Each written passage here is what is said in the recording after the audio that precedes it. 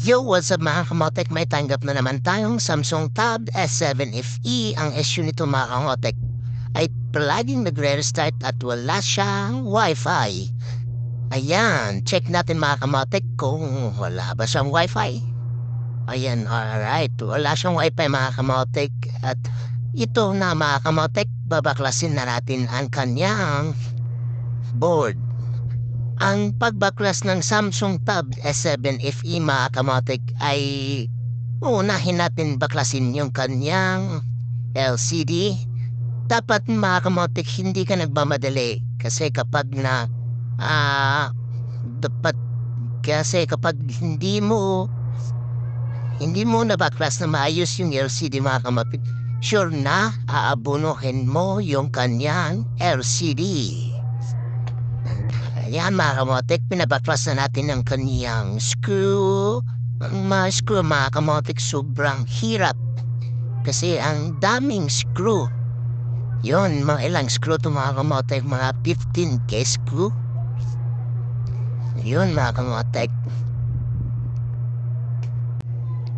So pagkatapos natin na baklas yung kaniyang mga cover sa motherboard mga kamotek is linisan muna natin yung kanyang gilid kasi pag na-test tayo ng LCD, madali nating matest at hindi siya dumikit ng sobrang dikit.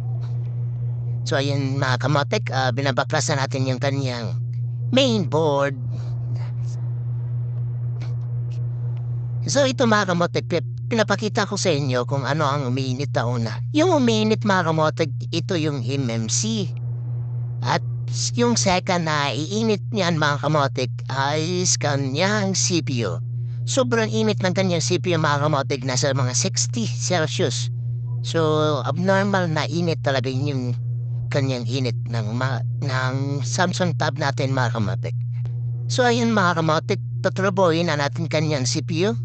Itong pagtrabaho natin ng CPU mga kamotek, dapat na buhay natin siyang ibibigay sa customer kasi kapag hindi siya natin na power ulit yung Samsung Tab ni ma'am, may possibility na aabunuhin mo yung kanyang mainboard at sobrang hirap talaga maghanap ng mainboard nito.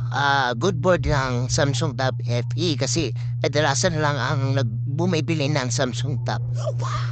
So ayan mga kamotek, prepare na natin, lilinisan na natin yung kanyang CPU.